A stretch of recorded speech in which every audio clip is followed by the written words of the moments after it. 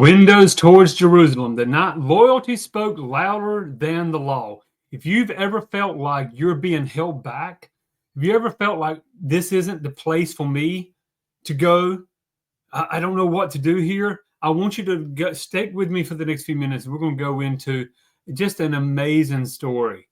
The night Daniel prayed under the threat of death. So I'm going to think about this now. In the vast Persian Empire, with the shifting thrones, new decrees, one man's integrity rose like a beacon. And so much he was marked for death. But he wasn't marked for death for wrongdoing, but for righteousness. And so I really want to grab a hold of this. The ability to do what's right, amidst everything that says it's not the time. We're going to be in the book of Daniel, Daniel 6. And really, we're going to talk about after the fall of Babylon, and where King Darius inherits the the vast Babylonian territory, and he appoints these governors, and we appoints these. And Daniel's one of them. And Daniel's excellent spirit, it says in Daniel 6:3, distinguishes him above the rest, prompting the king to consider placing him over the entire realm. And so, what does that do? When somebody's elevated, whether it's jealousy, political scheming, who could find no corruption in Daniel, but only in his faith. Only in his faith, okay? And so let me ask you, what if your daily act of prayer, like right now, I pray to you, Lord Jesus, I love you. But what if that daily prayer became a crime? And it is in some countries. Here in the States, we're so blessed. But what if it became a crime? Punishable by death. What if that was what had happened? And knowing Daniel's devotion, these conspirators, they manipulate Darius to sign a decree that for 30 days, no one may petition any god or man except the king. So they were so politically motivated to move Daniel out. They thought, hey, let's hit him where he's at. Let's hit him in his faith. And so Daniel 6:10 says, when Daniel knew the writing was signed, he went into his house and prayed, giving thanks before his God, as it was his custom since the early days. You can't pray, Daniel. What did Daniel do? He went and prayed. He's aware of the consequences, but he chose consistency in prayer over compromise and silence.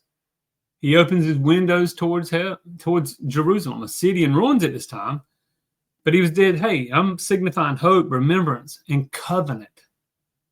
And praying towards Jerusalem reflected his obedience to Solomon's dedication prayer. We see that in 1 Kings, where exiles were told to pray in that direction, believing God would hear.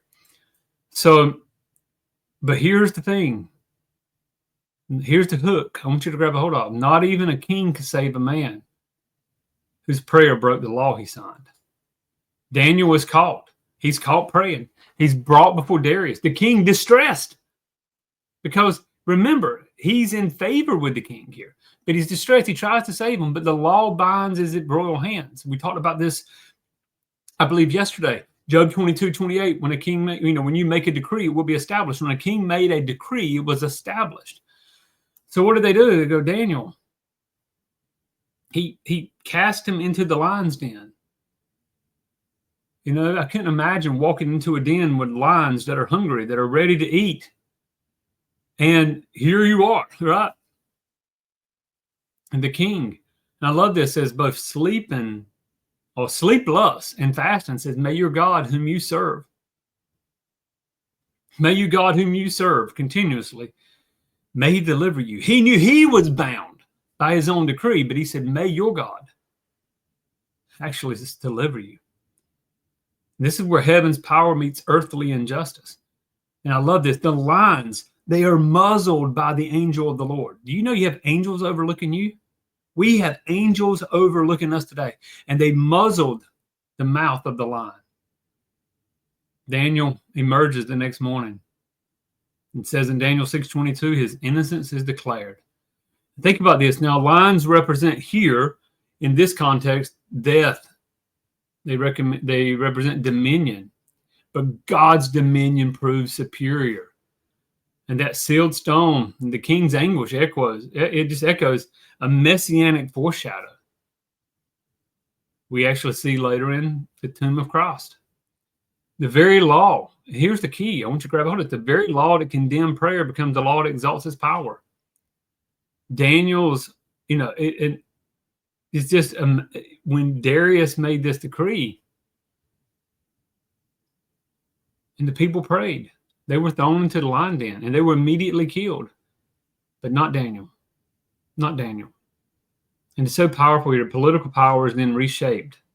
The political landscape is reshaped as one man's unshaken faith. It may have been shaken, I don't know, but he was unshaken at the end. Compels an empire to honor God. And Daniel's act of devotion in private reshaped the spiritual posture on a public global scale. This event likely strengthened the Jewish identity in exile and reinforced that faith in the one true God. So let me ask you, how about you? How much your private acts of faith influence public outcomes without our knowledge?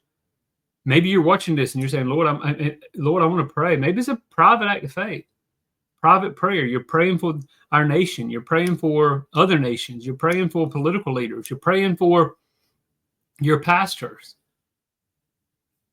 Would you still pray, though, if it would cost you your life? Daniel's courage was not in defiance of authority, but in faithful alignment with a higher throne. His story invites us to ask, when the pressure rises, where do my windows open up towards? Where do my windows open up towards? So I'm encouraging you guys, pray today. Pray as if you've never prayed before. Say, Lord, I can pray. Here in Wilmington, North Carolina, I can pray. I can go out in the streets and pray. I can go to my church and pray. I can pray in my home. I can listen to worship music. Nobody's going to kill me, right?